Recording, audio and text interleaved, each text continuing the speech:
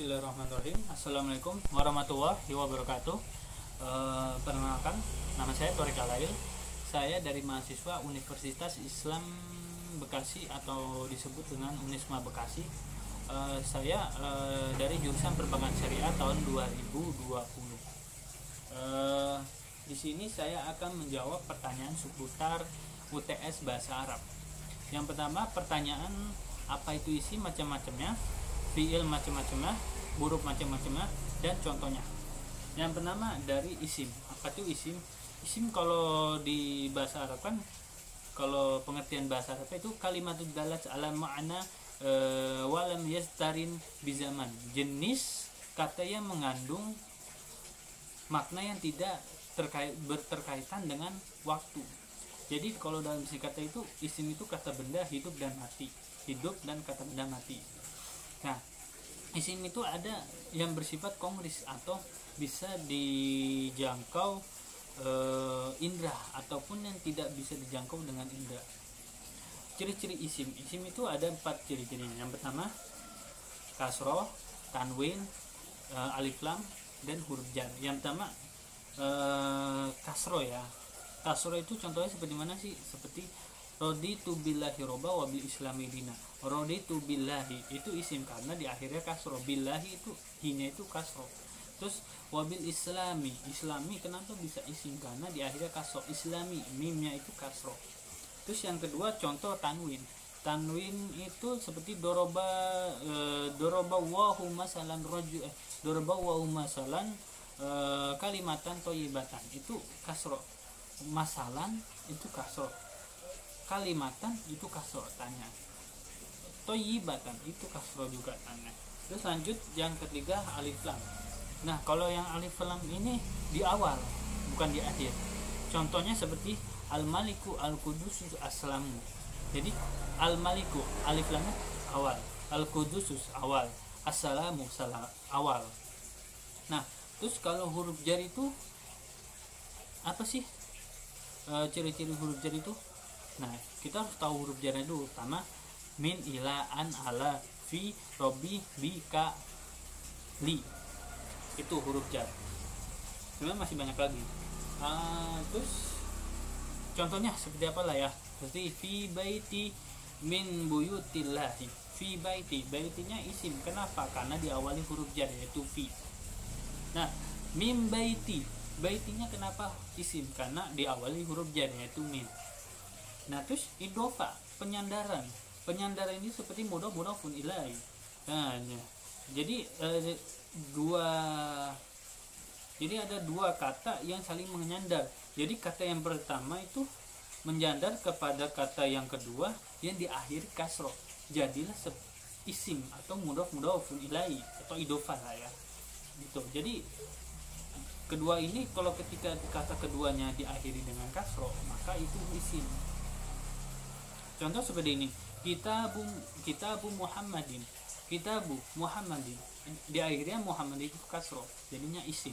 Terus contoh yang kedua yaitu dinul islami, kenapa isim? Karena islami, minya itu kasroh, jadilah isim. Nah seperti itu. Terus lanjut pembagiannya itu ada 3 macam lah ya.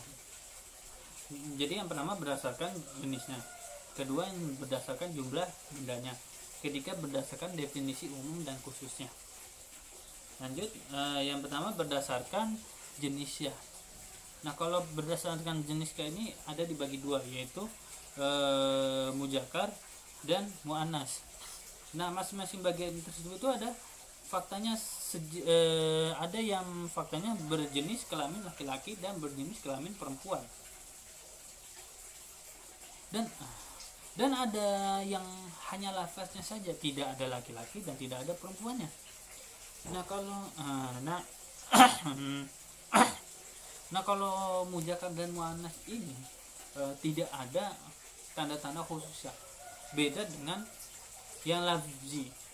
Untuk lafzi itu ada tanda khususnya, seperti di akhir dengan ta marbuto, ciri muannas lazi. Contoh seperti an-nafijatun al madrasah itu kan di akhirnya ada tarmabuto, jadi itu. Terus yang selanjutnya cakupan muannas lafzi meliputi alat tubuh yang berpasangan seperti ainun, terus yadun, terus azunun, terus rijlun. Terus selanjut yaitu benda yang tidak dapat dihitung. Contoh seperti sahabun, rihun, annarun. Nah itu seperti itu. Terus nah seluruh benda yang jumlahnya lebih dari dua satuan atau jamak, kaidahnya kullun jami munnasun, kullun jamin munnasun, yaitu setiap jamak adalah muannas. Contoh seperti abwabun, pintu-pintu. Terus nawafizun, jendela-jendela.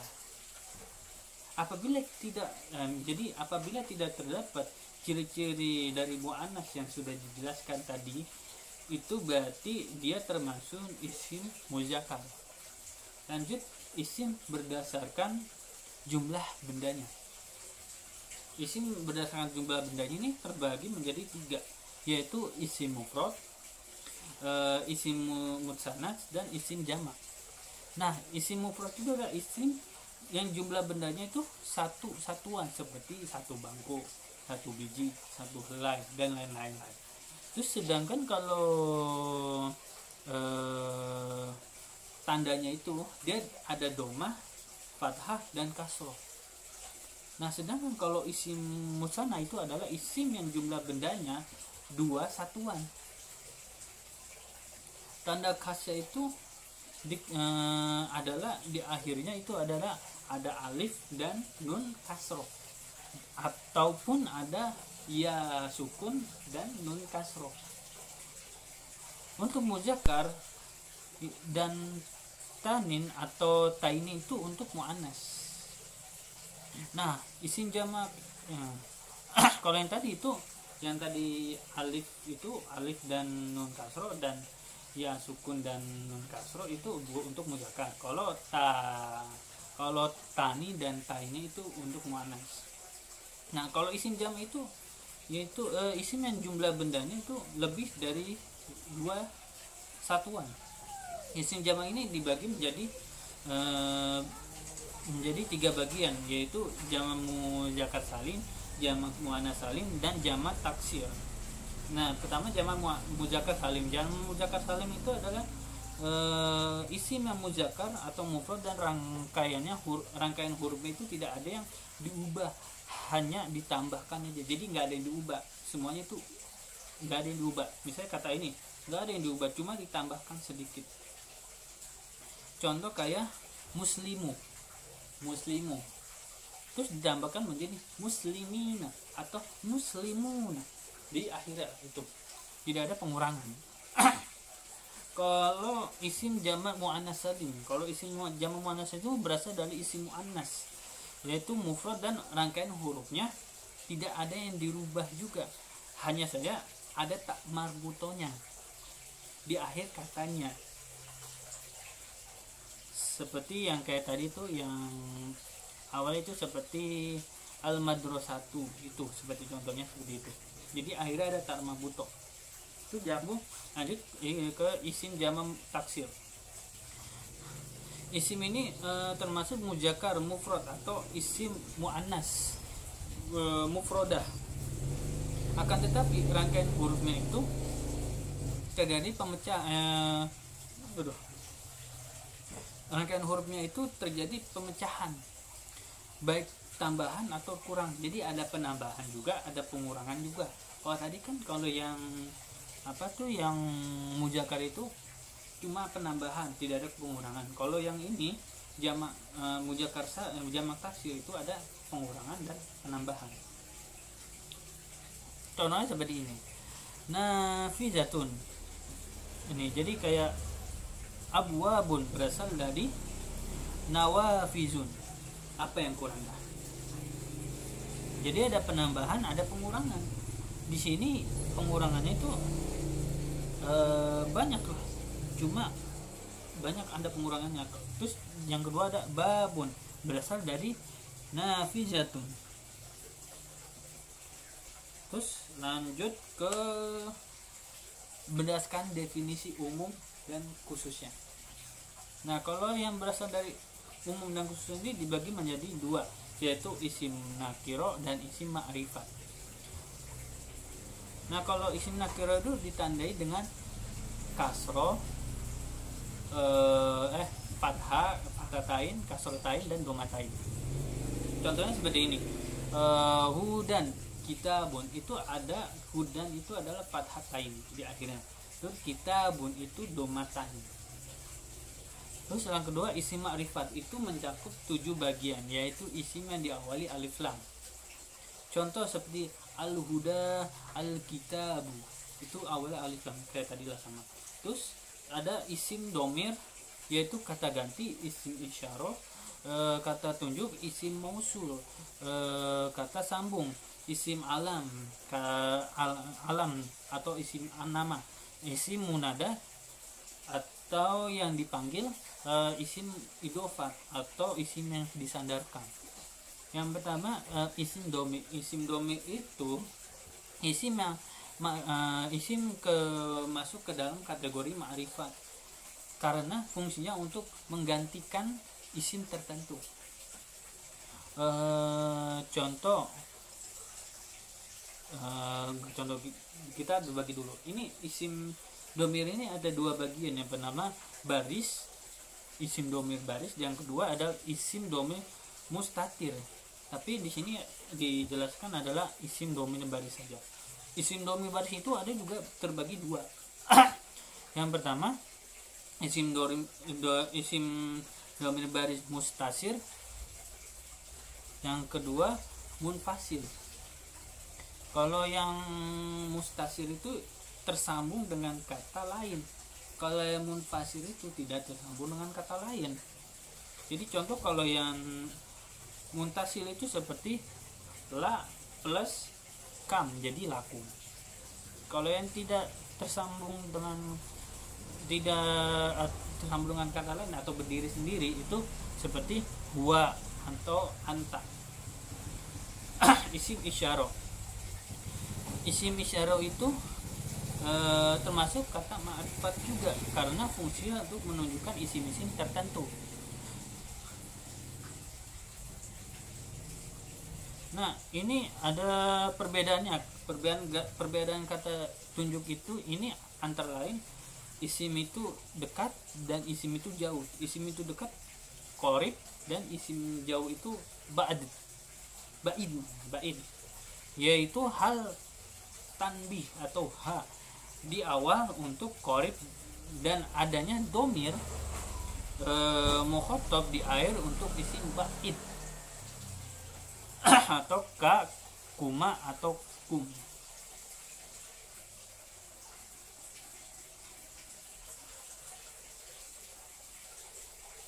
Nah, ada juga isim isyarah yang dikaitkan dengan letaknya saja, seperti huna, hunaka, hunalika, seperti itu ya. Terus lanjut ke isim mausul. Isim mausul itu termasuk golongan ma'rifat juga. Fungsinya itu mengkhususkan suatu isim tertentu dengan kalimat yang ada sesudahnya. Nah, selain itu juga digunakan untuk menghubungkan isim berdasarkan jenis dan jumlahnya. Adapun isim mausul yang sifatnya umum itu tidak dilihat muzakkar atau muannasnya, itu kalau umum. Nah, yang digunakan untuk yang berakal atau yang tidak berakal juga. Nah, apa aja sih?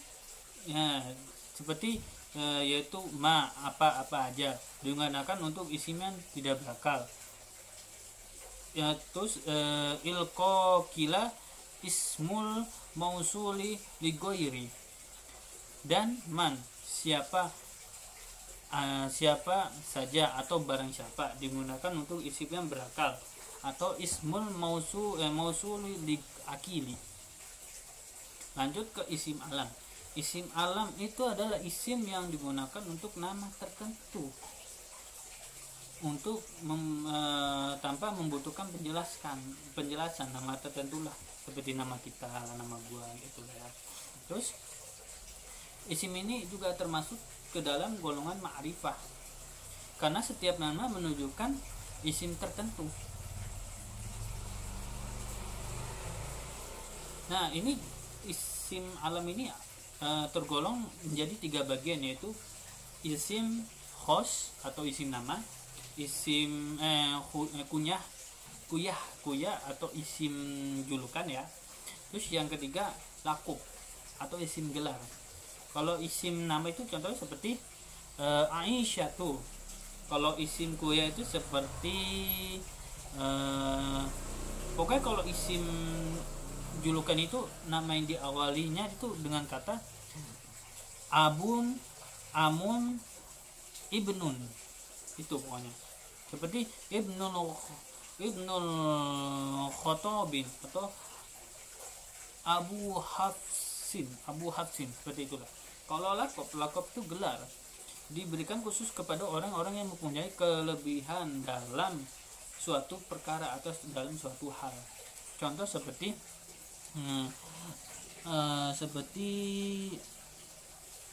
as-siddiqun, siddiq yaitu orang-orang itu gelar. Nah, terus lanjut al-faruqu itu. Terus lanjut yang ke ini isim munada. Isim munada itu adalah isim yang berasal dari huruf nida juga. Isim ini menjadi ma'rifah. Kenapa sih termasuk ma'rifah juga? Karena setiap objek yang disuruh pasti telah tertentu dan diketahui oleh si penyeru. Huruf nida ini terdiri dari huruf nida untuk yang dekat maupun yang jauh maupun dekat jauh. Nah, isim munada itu dibagi menjadi 5. Yang pertama mufrad alam, nakiro maksudah, mudofan, dan sibul mudofan, dan nakiro goirul masuki, dan khusus labzul jalalan.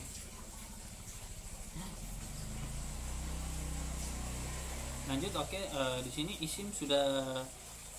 Lanjut yang terakhir ya. Yang terakhir itu adalah isim idofa.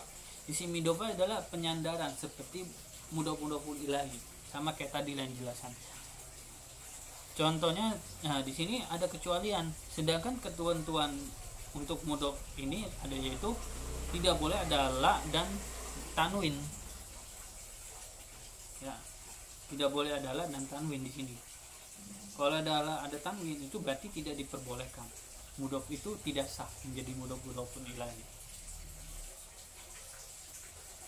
Oke, lanjut akan lanjut ke fiil, pengertian fiil macam-macam dan contohnya. Oke, lanjut ke fiil ya. Pengertian fiil, apa sih itu fiil?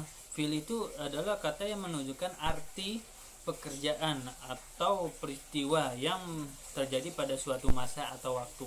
Nah, jadi kalau fiil itu berdasarkan waktu. Kalau tadi kan kalau isim itu tidak berdasarkan waktu, jadi itu tidak ada berhubungannya dengan waktu kalau isim tadi. Kalau fiil sekarang berdasarkan waktu tertentu, lampau atau sekarang dan yang akan datang. Nah, langsung ke macam-macam aja ya. Macam-macam fiil itu terbagi 3. Yang pertama fiil madi, fiil mudhari, dan fiil amr. Yang pertama fiil madi. Fiil madi itu adalah kata kerja yang menunjukkan arti suatu pekerjaan atau peristiwa pada waktu lampau. Jadi waktu yang dulu-dulu lah ya. Nah, tanda-tanda fiil madi itu adalah huruf akhirnya berharokat fathah di dahira, fathah di dahira jelas, maupun muqaddaro dikira-kirakan. Seperti ini harokat dohir, contohnya seperti nasoro kataban, kola fa'ala doroba, fataha akala. Contoh seperti itu. Kalau harokat muqaddarah itu seperti roha, da'a, naha, ata. Terus diakhiri kata di akhir kata bisa dimasuki domir rofa. Contohnya pasti fa'altu, nasortu, akaltu. Terus di akhir kata bisa dimasukkan taknis atau sakinah atau tak sukun yang bermakna perempuan. Contohnya seperti fatahatun, katabatun, terus kolatun, janatun. Itu.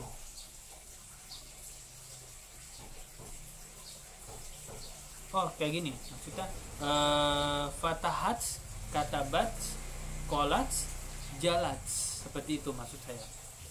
Lanjut ke fiil mudhari. Fiil mudhari itu adalah fiil yang menunjukkan pekerjaan atau peristiwa yang sedang terjadi. Jadi sekarang ini peristiwa yang sekarang kita lakukan itu. Nah, tanda-tanda fiil mudhari itu seperti selalu diawali salah satu huruf zaidah atau tambahan, huruf tambahan yang berjumlah 4, yaitu alif, nun, ya, dan ta. Contohnya seperti ini. La yusminu wa la yu'ni min ju'in la tasma'u fiha lagiyatan. Seperti itu. Nah, terus yang selanjutnya itu dapat diawali oleh amil atau nasab atau kata yang menyebabkan fiil huruf akhirnya berharokat fathah.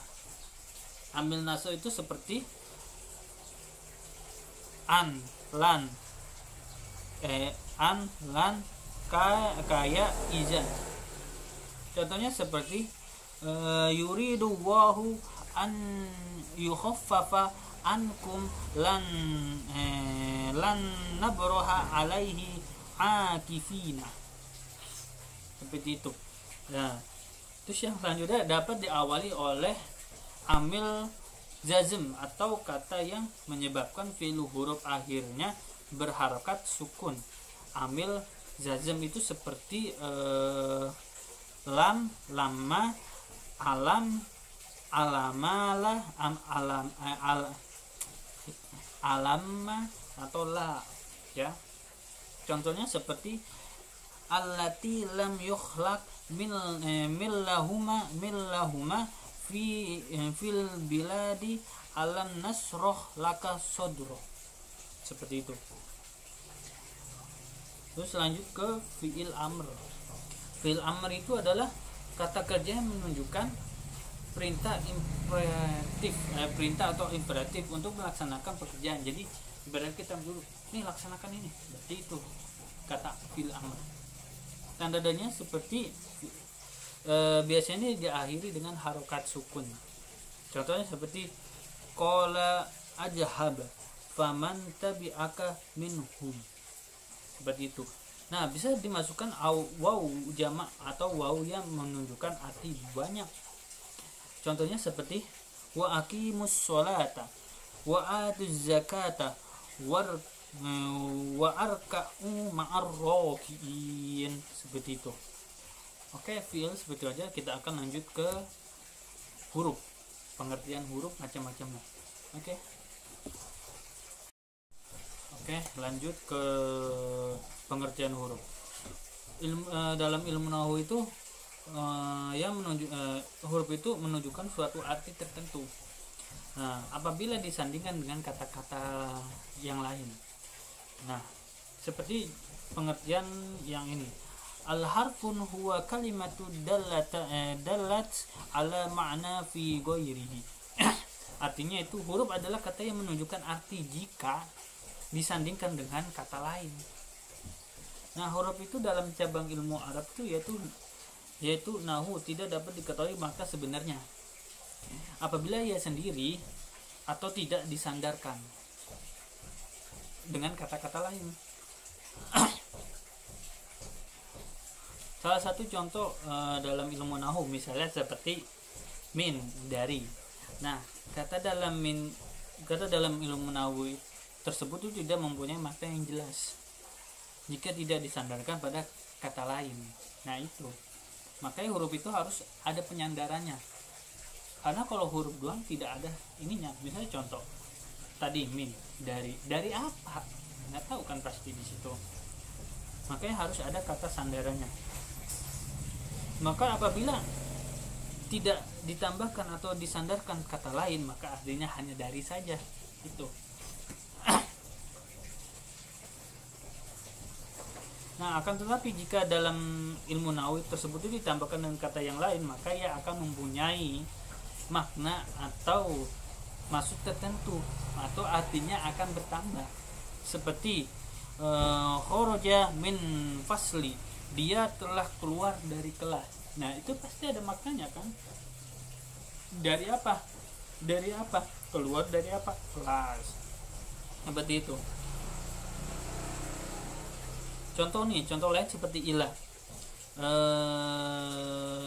Ilah itu dimana di kata tersebut tidak disandarkan kepada kata lain sehingga artinya hanya sama juga tadi dari doang ke doang. Namun kalau disandarkan dengan tambahan kata lain itu seperti azahabu itu dan menjadi al-masjidi, maka ia akan memiliki makna atau tujuan. Jika tersebut digabungkan maka akan menjadi azhabu ilal masjidi, aku pergi ke masjid. Kan udah jelas aku pergi ke-nya kemana, masjid.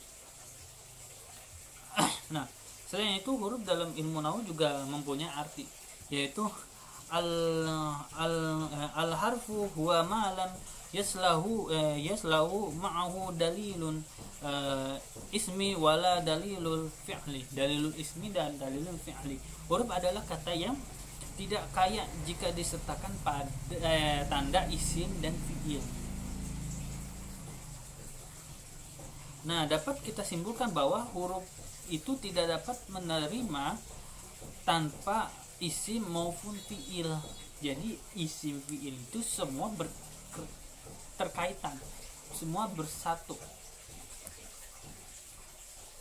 Apabila tidak mempunyai tanda isim atau fi'il, maka kata tersebut dapat digolongkan sebagai huruf saja.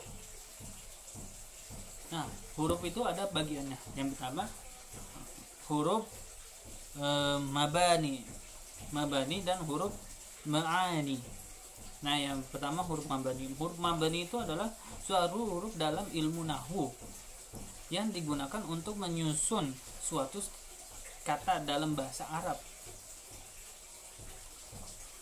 Nah, huruf mabani ini juga sering dikenal dengan huruf hijaiyah.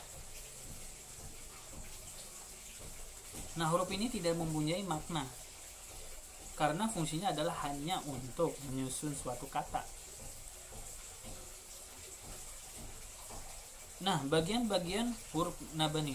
Nah, huruf nabani itu terbagi menjadi dua bagian. Yang pertama huruf sahih dan huruf illah. Yang pertama huruf sahih. Oke, lanjut ke huruf sahih yang tadi ya. Yang pertama huruf sahih. Huruf sahih itu yaitu huruf hijaiyah atau selain dari alif waw ya, karena adanya perbedaan pendapat para ulama tajwid mengenai huruf sahih ini. Maka huruf sahih ini juga akan berbeda sesuai dengan pendapat mana yang diambil. Namun cara menghitung jumlah huruf sahih sangatlah mudah, yaitu dengan mengambil salah satu pendapat para ulama ilmu tajwid. Nah, kemudian dikurang 3 huruf tadi, alif waw ya. Misalnya kita mengambil pendapat ulama tajwid yang berpendapat bahwa total huruf hijaiyah itu ada 29. Nah, maka total keseluruhan dari huruf sahih adalah 26. Nah, yang kedua ada huruf illah. Huruf illah itu adalah bagian dari huruf hijaiyah juga. yang hanya berupa huruf alif waw ya. Kalau sebelumnya mungkin cara mengetahui jumlah huruf sahih ada berapa pada huruf ila ini cukup mudah karena hanya terdiri dari 3 huruf saja. Kedua, lanjut ke huruf ma'ani. Nah, huruf ma'ani itu adalah huruf yang dalam bahasa Arab itu memulai makna tertentu. Secara umum itu huruf ma'ani itu dapat dibagi menjadi 2. Yang pertama huruf jar dan huruf ilat. Huruf jar itu hurufnya secara umumnya dapat membuat huruf-huruf setelahnya itu menjadi majrur atau dikasrohkan, berharokat kasroh lah jadi. Nah, huruf jar itu terbagi menjadi min, ila, an, ala, fi, rubah, bi, kali. Lanjut yang kedua huruf atof. Nah, huruf atof itu huruf yang digunakan untuk menghubungkan suatu kata yang telah terpisah menjadi satu lagi, atau ya satu kata yang terpisah menjadi dengan kata lain tuh kata itu menjadi bermakna. Dua kata itu disatukan menjadi bermakna. Nah, contoh hurufnya ada 9, yaitu wa, fa, lam, hatta, au, am, bal, lah, dan lakum, lakin ya. Nah, 2 contoh aja, yaitu waw. Contohnya hadorot tolibul wal madrasatu wal mudarrisun, murid dan guru datang. Nah, itu kan tadinya bisa murid dan guru, murid guru, hanya murid guru saya, ditambahkan waw menjadi dan, jadi murid dan guru datang. Lanjut yang kedua fa, yaitu contohnya itu hadorotolibu fa'buhu, murid datang lalu ayahnya. Tadinya nggak ada lalunya, murid datang ayahnya, kan tidak jelas, langsung dikasih fa menjadi lalu, murid datang lalu ayahnya. Nah, seperti itu. Oke, cukup sekian, akan dilanjutkan pertanyaan kedua di video selanjutnya. Oke, kita akan selanjutnya menjelaskan tentang pengertian i'rab. Apa sih itu i'rab? I'rab itu terbagi ada penjelasannya terbagi menjadi 2 bagian. Yang pertama i'rab menurut bahasa dan istilah. Nah, menurut bahasa itu adalah al-i'rabu fil lughati wal ibanatu wal idahu. Jadi secara bahasa itu i'rab adalah penjelasan dan penerangan. Kalau secara istilah itu adalah wa fil istilah wal fil islahi huwa taghyirul ladzi yatra'u ala awakhir kalimati lafzun aw takdiron bi ikhtilafil awamilat dakhilati alaihi. Yaitu i'rab menurut istilah itu adalah perubahan yang terjadi pada akhir kalimat atau kata secara lafaz maupun kira-kira. Nah, karena perbedaan amil yang masuk ke dalam kata tersebut. Nah, yang dimaksud dengan amil itu apa sih? Ya, yaitu merupakan i'rab kata yang lain. Seperti contoh al-masjidu. Al-masjidu menjadi fil masjidi. Karena kenapa? Di akhirnya yang tadinya doma ketemu kasroh. Karena di awalnya itu ketemu dengan huruf jar yaitu fi. Jadi fil masjidi. Jadi diganti menjadi kasroh. Nah, lanjut contoh yang kedua yaitu perubahan kata al-baitu dan tadkhulu, yaitu al-baitu kabirun, innal baita fil baiti. Terus yang contoh yang itu ya tadkhulu, lan tadkhula, dan la tadkhul. Nah, contoh di atas itu merupakan contoh yang jelas atau zohir karena terdeteksi sangatlah jelas, sangat dilihatnya sangat sudah jelas. Nah, contoh yang bandingkan dengan al-fatah dan qadi. Ja'ah fatah, ro'aita fatah. Tidak ada perubahan sama sekali karena tidak jelas apa perubahannya, sangatlah tidak jelas sama sekali. Terus ja'ah qadi dan ro'aita qadi sama-sama tidak jelas apa perubahannya, yaitu tidak zohir banget. Nah, langsung ke pembagiannya. Pembagian i'rab itu terbagi 4, yaitu rofa, nasab, khofat, jazm. Yang pertama rofa. Rofa itu yaitu yang ditandai oleh doma dan penggantinya yaitu waw. Nah, dan penggantinya itu waw, alif dan nun.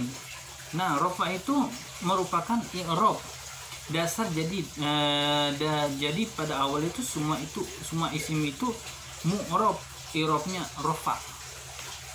Nah, contohnya tanda yang pertama itu tanda doma. Contohnya itu al-baitu. Contoh tanda waw. Yang contohnya itu muslimuna. Ya. Alif, tanda alif itu muslimani. Tanda nun muslimu tadkhuluna. Nah, contoh yang kedua itu nasab. Nah, nasab itu adalah i'rab yang ditandai oleh fathah dan penggantinya itu yaitu alif, kasroh, iya, dan membuang nun. Jadi nunnya itu dibuang, tidak ada. Contoh seperti gini, fathah innal bayyita. Yang kedua contoh alif, innal abaka. Yang ketiga kasroh, innal muslimani. Yang ketiga iya, innal muslimin. Nah, ini yang dibuang nunnya, antadkhuluna. Contoh yang selanjutnya yaitu khofat. Khofat adalah i'rab yang ditandai oleh kasroh dan menggantinya ya, dan pengganti itu ya dan fathah. Contohnya kasroh.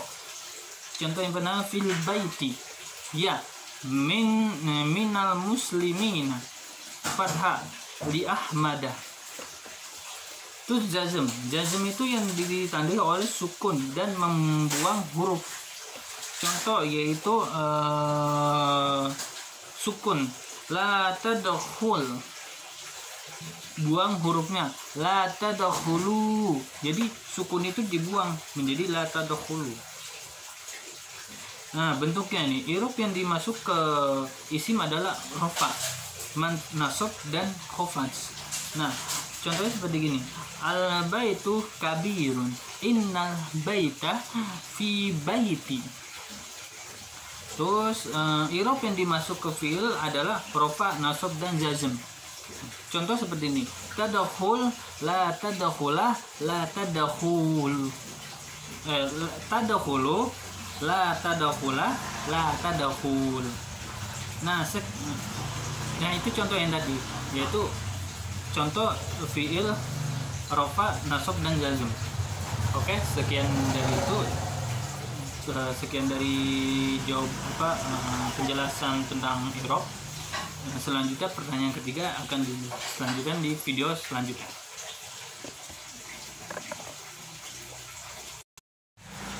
Nah, oke, kita lanjut ke pertanyaan selanjutnya, yaitu tentang pengertian isim domir, bagi bagiannya, macam-macamnya, dan contohnya. Nah, yaitu dari pengertian domir. Apa sih itu domir? Domir itu kalau dalam bahasa Indonesia itu dinamakan kata ganti. Nah, sedangkan definisi domir itu merupakan isim ma'rifat yang mabni, yang bermanfaat untuk menggantikan atau mewakili penyebutan sesuatu atau seseorang maupun sekelompok itu tersebut. Nah, mabni itu di atas maksudnya itu yakni isim yang tidak berubah harokat kesudahannya, baik dalam suasana rofa, nasab maupun khafaz atau jar, sehingga bila di i'rab melulus menepati kedudukannya saja, harokat akhir tidak berubah. Jadi kedudukannya saja yang berubah, tetapi harokat di akhirnya itu tidak berubah sama sekali. Nah, domir itu juga sering dikenal dengan kata yang menunjukkan makna iya, kamu, saya, ataupun seseorang, baik berdua atau banyak, laki-laki maupun itu perempuan. Nah, mudomar dan domir ialah dua isim yang sama, yaitu tentang lafaz yang dipergunakan untuk mutakalim atau pembicaraan, laksana atau lafaz ana atau saya atau orang yang disuruh bicara, orang kedua. Laksana anta kamu, atau guna orang ketiga laksana atau lafaz huwa atau dia. Nah, pembagian domir itu dibagi menjadi 3 bagian. Yang pertama domir munfasil, domir muntasil, dan domir muntatir. Nah, pertama domir munfasil. Domir munfasil itu atau disebut dengan terpisah, itu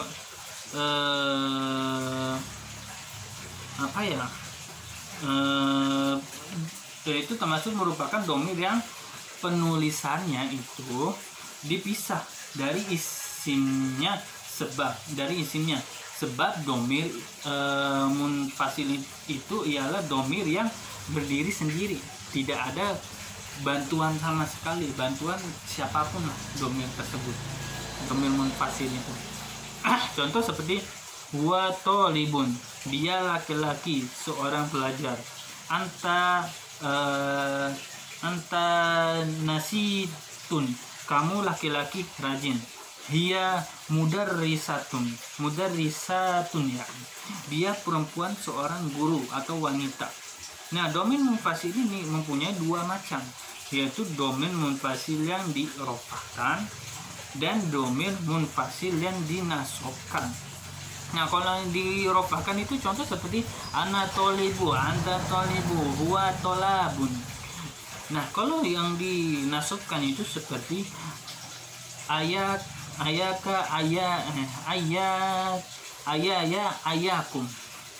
Nah, lanjut ke domir muntasir.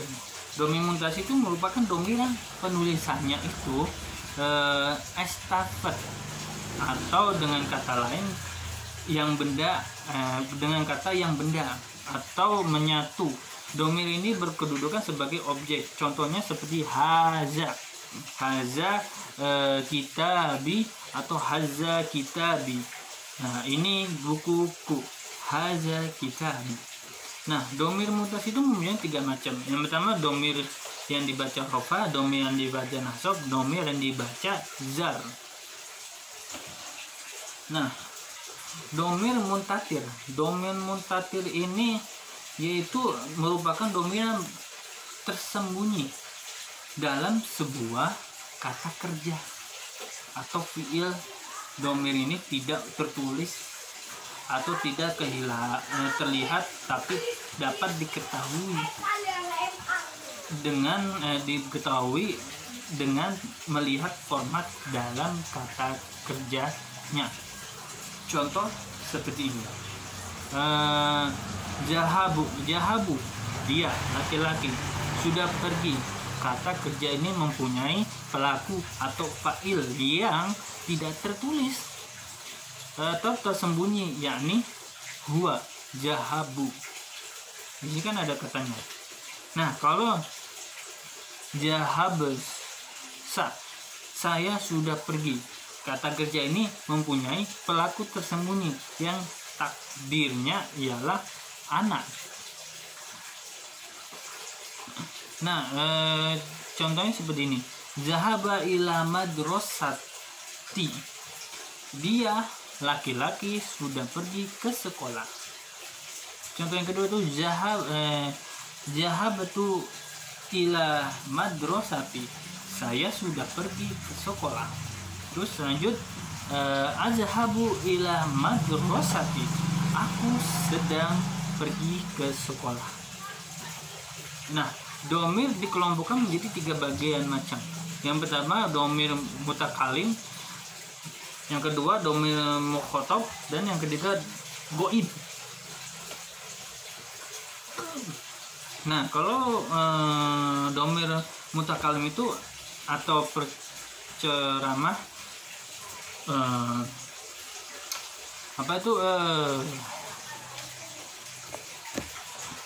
lanjut ke yang tadi ya, yang mutakalim. Mutakalim itu atau penceramah orang ke satu.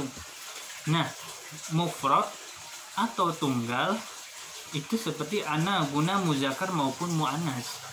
Nah, musanna atau jama nahnu guna muzakkar maupun muannas.